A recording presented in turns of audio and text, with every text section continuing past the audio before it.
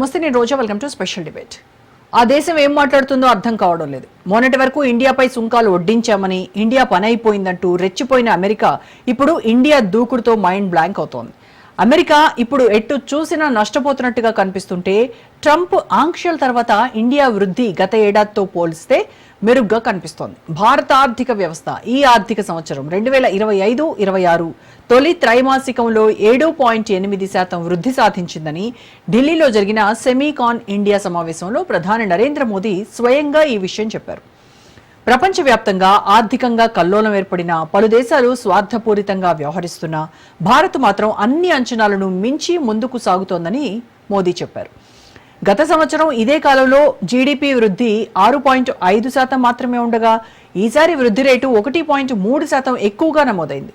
తయారీ, సేవలు, వ్యవసాయం, నిర్మాణం వంటి ప్రతి రంగంలో ఉత్సాహకరమైన అభివృద్ధి కనిపిస్తోందని ప్రధాని వివరించారు.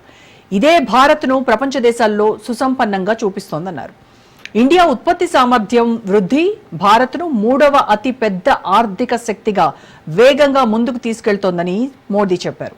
భారతదేశంలో ఈ వస్తువు తయారైంది, ఈ వస్తువు మేడ్ ఇన్ ఇండియా అంటూ ప్రపంచం త్వరలో చెప్పబోతోందని తనకు ఆ విశ్వాసం ఉందన్నారు మోదీ.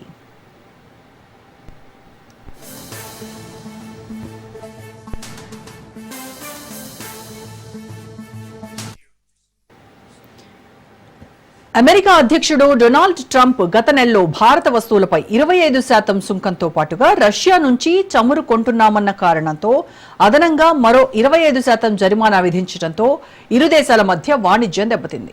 భారత్, రష్యా చమురును దిగుమతి చేసుకోవడం ద్వారా రష్యాకు మద్దతిస్తోందని ట్రంప్ ఆక్షేపిస్తున్నారు. ఇండియా అమెరికాకు భారీగా వస్తువులు అమ్ముతుందని, కానీ ఇండియాలో మాత్రం అమెరికా ఉత్పత్తులు అమ్మలేకపోతున్నామని ట్రంప్ అంటున్నాడు. ఇండియాతో తమకు వ్యాపారం ఏకపక్షమవుతోందని, దానివల్ల భారతీయులకు లాభం కలుగుతోందని, కానీ అమెరికన్లకు ఎలాంటి మేలు జరగటం లేదన్నారు. అయితే ఇండియా ఇప్పుడు సుంకాలు తగ్గిస్తానంటోందని, కానీ ఇప్పటికే జరగాల్సిన నష్టం జరిగిందన్నారు. ఇలా అమెరికా ఇండియాను బెదిరింపు ధోరణితో హెచ్చరిస్తున్న ప్రపంచ ఆర్థిక వ్యవస్థలో అనిశ్చితి పెరిగినా భారత్ మాత్రం వృద్ధిలో దూసుకుపోతోంది. ట్రంప్ విధించిన సుంకాలు తాత్కాలిక ఇబ్బందులు కలిగించినా భారత ఆర్థిక బలం, విభిన్న రంగాల్లోని పురోగతి దేశానికి మరింత బలాన్నిస్తోంది.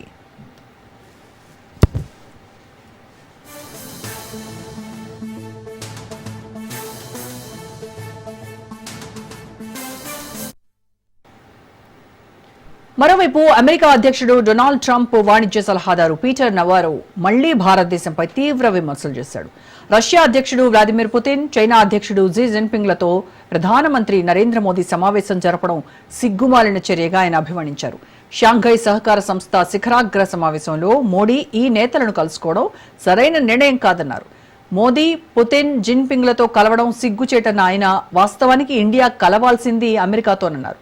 రష్యాతో ఉంటే ఇండియాకి ఎప్పటికైనా ఇబ్బంది తప్పదన్నారు. ఇప్పటి వరకు తాము ఇండియాపై బెదిరింపు ధోరణిలో మాట్లాడుతున్న ట్రంప్ తొత్తులు తాజాగా భారతదేశం అమెరికా వస్తువులపై అధిక సుంకాలు విధిస్తోందని ఆరోపిస్తున్నారు.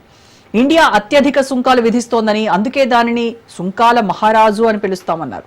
భారతదేశం చౌకగా రష్యా చమురును కొనుగోలు చేయడం వల్ల బ్రాహ్మణులు లాభపడుతున్నారని, సంబంధం లేని విషయం గురించి ఆయన ప్రస్తావించారు.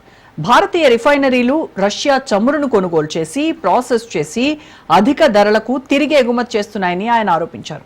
భారత్ను రష్యాకు లాండ్రీ వాలా అంటూ దెప్పిపొడిచారు.